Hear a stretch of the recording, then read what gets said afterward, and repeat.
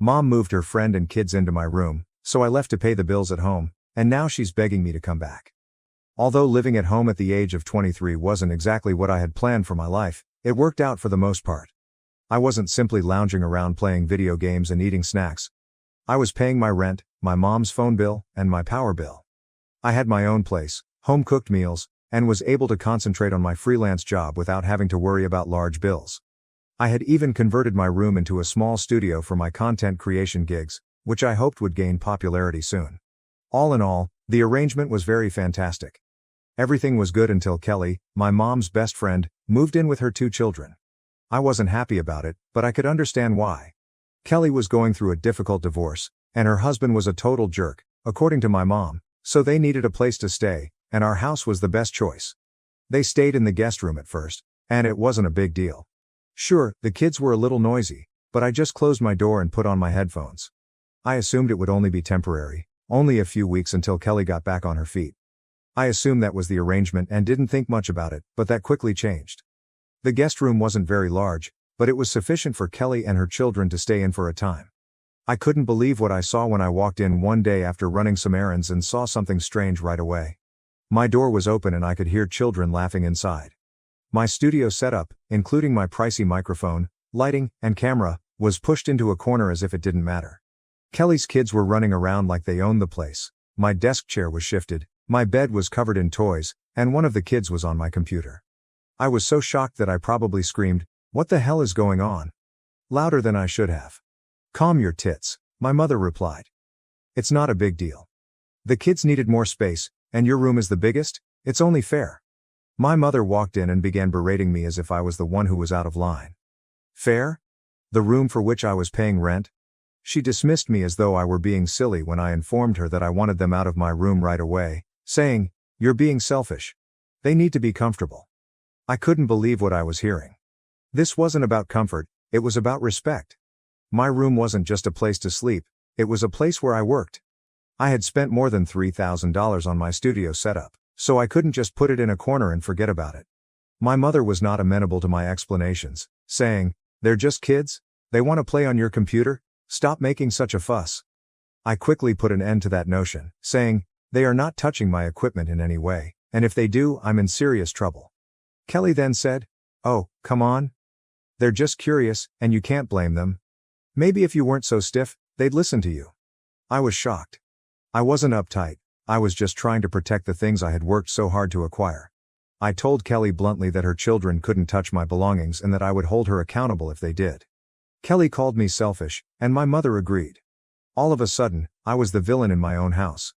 The home became uncomfortable after that initial outburst, and I was shocked that my mom and Kelly were against me, especially because I was the one who was paying the rent.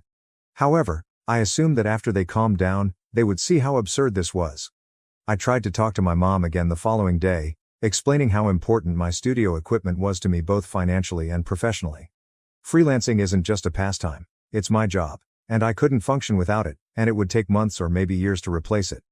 "I'm not trying to be rude, but this is unfair, Mom. You gave it away without even asking me, and I'm paying the rent for that room. You're being dramatic." "It's my house, and I decide what happens in it," she retorted. "Your house? I pay rent. I'm contributing here, not just squatting for free," I exclaimed in shock. "The kids need space. Your brother's room is too small, and your sister's room is full of her things. Besides, your room has all that fancy stuff, and they like it better." She shrugged as if it didn't matter. My sister's room was nearly as large as mine, and to be honest, she hardly used it because she was always out with her friends, but my mother wouldn't even entertain the possibility that my siblings, both of whom were 15, had perfectly good rooms. My brother's was smaller, but it was still large enough for 2 children. She claimed that the kids adore your room since it is cooler and that all of your glitzy devices add to their enjoyment. Fun? This wasn't about having fun. My room served as a place where I lived, worked, and unwinded, not as a play area for Kelly's children.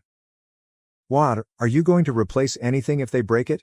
Because I can't afford to," I asked her. "Oh, stop being so paranoid. They're kids, not monsters. If you just let them play, they'd probably leave your stuff alone," Kelly added at that point. "Letting them play on my $3,000 setup? Are you serious?" "No way," I yelled. "You're being selfish. This is a difficult time for us, and you're making it all about you," said Kelly, rolling her eyes. When I finally had enough, I turned to my mother and told her, I have to move my stuff out if they're staying in my room. I can't risk them damaging it. Where are you going to put it? There's no space anywhere else, she asked, laughing, really laughing. I raised my voice and said, so I'm just supposed to let them trash my stuff?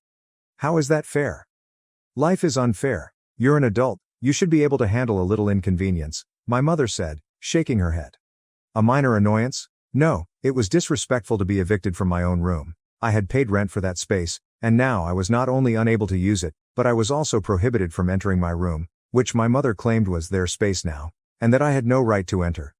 I spent the next few days attempting to avoid being at home as much as possible, hanging out at coffee shops, and working on my laptop, but it wasn't the same without my studio setup. I was falling behind on deadlines, my productivity plummeted, and my stress levels were through the sky. Look, I replied. I'll work out a deal. Let me move my setup into the guest room and they stay in my room. That way, I can continue working and they can have the space they need. This was my final attempt to talk sense into my mother's head. No, you'll just have to wait until Kelly gets back on her feet. The guest room is too small for all your stuff, she said without even considering it. How long will that take? I questioned impatiently. As long as it takes, she shrugged, adding, you don't get to set deadlines for other people's struggles. I wanted to help Kelly and her children because I knew they were going through a difficult time, but this wasn't helping, it was enabling. Kelly wasn't paying anything to stay with us, and now I was essentially being forced out of my own life to make room for them. I couldn't believe this was happening. I heard Kelly moaning about me later that night in the kitchen, calling me immature and selfish, saying, he doesn't even understand how hard this is for us. He's just being a brat. He's always been stubborn. He'll get over it, my mother concurred. That was the last straw. I knew they didn't give a damn about me or my predicament. I was simply a paycheck to my mom and a barrier to Kelly and her children. They wouldn't listen, and they wouldn't change. Despite the odd turmoil, I loved living at home, it was affordable, and I got along with my brothers. However, I couldn't continue to live somewhere where I wasn't appreciated, so I started looking for rooms to rent the following day. After feeling like a stranger in my own house for days, I finally had enough and realized that respect was more important than the room anymore. I was trying to establish a future for myself, pay my bills, and pay my rent, but neither my mom nor Kelly seemed to care. They had decided that my needs came first, and I was sick of it. I thought that if I could show my mom how serious I was, she would finally listen. One evening, when it was just the two of us and my siblings were upstairs and Kelly was putting her kids to bed, I sat my mom down in the living room. Mom, I said calmly at the beginning, we need to talk. She looked at me wearily and said, what now? I said, I can't continue to live this way. You gave it away without asking, and it's unfair. I've been paying rent for that room, and now I can't even use it. We've been through this. It's temporary. Kelly and the kids are going through a hard time. You're young, and you can adapt, she said, leaning back on the couch with a sigh. You didn't ask me, you just decided that my room wasn't mine anymore, and now I can't even work since everything I own is packed up or pushed into a corner. That's not the point, I shot back. It's about respect, not about adjusting. She waved me away and remarked, you're being dramatic. This is my house, and I get to decide what happens in it. It seemed like a slap in the face each time she uttered that line. I remarked, if this is your house, then why am I paying rent? Perhaps I shouldn't be paying anything at all if you're going to treat me like a guest. Don't you dare pull that. You know I need your help with the bills, she said, her eyes narrowing. I yelled, that's not how this works. You can't take my money every month and then turn around and say I have no say. Then treat me like I matter. What do you want me to do? Throw Kelly and her kids out on the street? They have nowhere else to go, she said, giving me a crazy eyes look. But there are other options. They could move into one of my siblings' rooms or stay in the guest room. Hell, you could even rotate rooms so everyone takes turns sharing the space. But taking my room and locking me out? That's not okay, I said, shaking my head. Your room was the best option, my mother said, crossing her arms. Your brother and sister are too young to share their rooms, and the guest room is too small for 3 people. No, I shot back. It was the simplest solution. You dumped it on me because you didn't want to handle the hassle. The last word. I'll make this simple, I said, staring her in the eye. Either Kelly and the kids move out of my room, or I move out of the house. Those are your options. My irritation bubbled over at that moment. Surprised, she blinked. Don't be crazy. Where would you even go? She said. I informed her, if you don't respect me or the fact that I'm paying to live here, then I'll find somewhere else to live. I had already begun looking for rooms to rent. You're bluffing, you can't afford to move out, she sneered. Try me, I said, leaning back and crossing my arms. My mom didn't take me seriously, which only strengthened my resolve, so I spent every free moment looking through rental listings, messaging landlords, and figuring out my budget. It wasn't going to be easy, but I knew I could make it work if I cut back on non-essentials. The next few days were stressful. I didn't bring up the ultimatum again, but it hung in the air like a storm cloud. At home, however, things deteriorated. Kelly's children had transformed my room into their own playground, and I was not even permitted to enter without someone yelling. One day, I attempted to get some books and a set of headphones that I had left behind, but Kelly stopped me. With her fists on her hips, she stood in the doorway and demanded, "What are you doing in here?" I tried to seem calm as I said, "I need my stuff." "This is their room now, so you can't just walk in whenever you want," she said, shaking her head. I was dumbfounded as I looked at her and said, "Are you serious? This is my room." "Not anymore," she stated in a cold tone, "you have to respect their personal space." With clenched teeth I answered, "I'm paying rent for this room, so I'll gather my belongings and go, but don't tell me to respect their space when no one respects mine." The irony almost made me giggle. My mom wasn't going to support me, and Kelly wasn't going to change, so I knew that if I wanted things to improve, I would have to take matters into my own hands. She muttered something under her breath and left, but the damage was already done. Relocating the landlord was friendly, the room was clean enough, and most importantly, I could set up my studio without worrying about kids touching my equipment. I found a room for rent a week after the ultimatum, which was within my budget. It was a small space in an older building, but it was mine. When I signed the lease, I felt a strange mixture of relief and sadness because I had to put myself first, even if it meant leaving behind the house I'd grown up in. I didn't tell my mom right away because I wanted to make sure everything was finalized before I dropped the bombshell. After I signed the lease for my new place, I knew I had to act quickly because if I gave my mom too much notice, she would find a way to make the move even more difficult. I carefully planned it out and told a few close friends about it, and 2 of them agreed to help me pack and move my belongings. One of them even offered to record everything on their phone, just in case things got ugly. I knew it would be difficult, especially with my mom and Kelly breathing down my neck, but I didn't care anymore. I wanted to give my mom one last chance to make amends, so I sat down with her the night before the move. "Mom," I began calmly. "I'm moving out tomorrow and I found a place to rent." Startled, she raised her head from her phone and said, "You're really doing this?" "Yes," I replied, nodding. "You didn't give me a lot of options." "You're overreacting. This whole thing is temporary." "You're leaving over nothing," she said, rolling her eyes. I firmly stated, "It's not nothing. You treated me like a disposable object, gave away my room, locked me out, and told me I had no say in the matter. You know I need your rent money to keep this house running. If you leave, how am I supposed to pay the bills?" She groaned as if I were wearing her out. "You made it obvious that this isn't my house. You stated that it's your house, your rules." "Well, if that's the case, then I don't have to stay here," I answered, pushing off a twinge of remorse.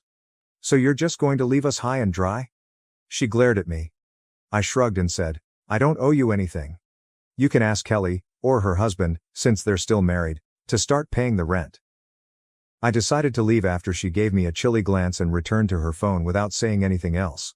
My friends arrived early the following day with a rented van and a few cars, and we were prepared to finish everything as soon as possible. I had previously packed the majority of my belongings into boxes, but I still needed to move my studio setup out of my old room. The kids were running around the living room, and Kelly was sitting at the kitchen table with a cup of coffee when we arrived at the house. She looked at me suspiciously as soon as I entered. She narrowed her eyes and questioned, "What's going on?" "I'm leaving," I said plainly. "Really? You're leaving because of this?" "That's pathetic," she said, raising her eyebrows. Ignoring her, I went upstairs to my room, or what had been my room, and when I opened the door, I was nearly sickened by what I saw. My desk was cluttered with random items, my computer, microphone, and camera were crammed into a corner, and they appeared to have been neglected for weeks. "Start recording," I said, turning to one of my buddies. As I gently started packing away my equipment, he took out his phone and started shooting, and Kelly must have recognized what was going on because she walked upstairs and began to yell. "This is their room now, so you can't just walk in here and start taking stuff," she yelled. "It's my stuff, Kelly. I paid for it, and I'm taking it with me," I said, turning to face her while maintaining my composure. "You're being ridiculous. You're throwing a tantrum over a couple of kids needing space," she said, crossing her arms. "This isn't a tantrum," I responded steadily. "This is me defending myself. You and my mother have treated me as though I'm unimportant, and I'm over it." My mom came upstairs to see what was going on, and when she saw the empty room, she flipped out. She started screaming again, but I ignored her and continued packing, and my friends helped me load everything into the van while one of them continued to film, in case Kelly or my mom tried to pull something.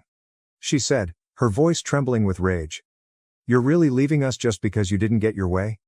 I gave her a direct look and said, "I'm leaving because you didn't respect me.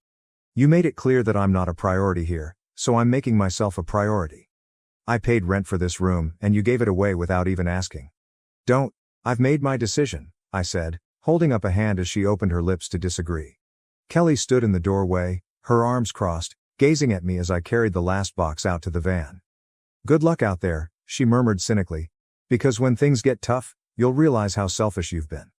I simply got into the van and drove off with my companions without even bothering to answer. My mom was outraged and accused me of being selfish and thoughtless for leaving her in a difficult situation, saying that I was quitting the family and leaving her to handle the bills alone. That night, after I had moved into my new house and begun unpacking, my phone exploded with texts from her. One text said, "I can't believe you'd do this to me after everything I've done for you. You've always been so selfish." She had made her decisions, and now I was making mine, so I typed up a response but erased it since I didn't owe her an explanation. As soon as I moved into my new home, I was relieved that there would be no more arguments, disrespect, or, most importantly, that I didn't matter. My new room was smaller, and the building wasn't exactly the best, but it was quiet, and it was mine. I started by unpacking my studio gear and carefully arranging it in my room's corner. I felt like I could finally breathe for the first time in weeks. However, the tranquility was short-lived. Trips of guilt. The following morning, my mom began bombarding my phone with messages, asking whether I had paid the rent for the month. When I told her that I wasn't paying because I had moved out, she became furious. She texted, "You owe me for the remainder of this month, and you haven't even reached the 25th yet." I rolled my eyes and said, "No, I don't. You can ask Kelly to pay the rent because I'm not living there anymore. Kelly doesn't have money to pay rent, you know that. You're leaving me to handle everything on my own, and I can't afford it," she said almost immediately. I replied by text, "That's not my problem. You stated clearly that it's your house and your rules. Now it's your bills and your responsibility." That response infuriated her, and she began accusing me of being ungrateful, selfish, and immature, saying that my departure was tearing the family apart. Initially, the guilt began to seep in, but I reminded myself of why I had left in the first place. My mom had treated me like a throwaway object, so why should I feel guilty about prioritizing myself? I had always contributed financially, and I knew my efforts had made a significant impact. My mom sent me lengthy, meandering texts about how I was ruining things the following week, and the guilt trips escalated into fury. "Everyone in the family is asking why you left, and I don't know what to tell them." One text said. It was amazing how much better I felt without all the chaos and negativity weighing me down, so I didn't bother responding because I knew that anything I said would only make things worse. Instead, I concentrated on getting settled in my new home, catching up on work, and getting my studio back up and running. My sister contacted me unexpectedly a few days later, and since I hadn't heard from her since I moved out, I assumed she wanted to check in.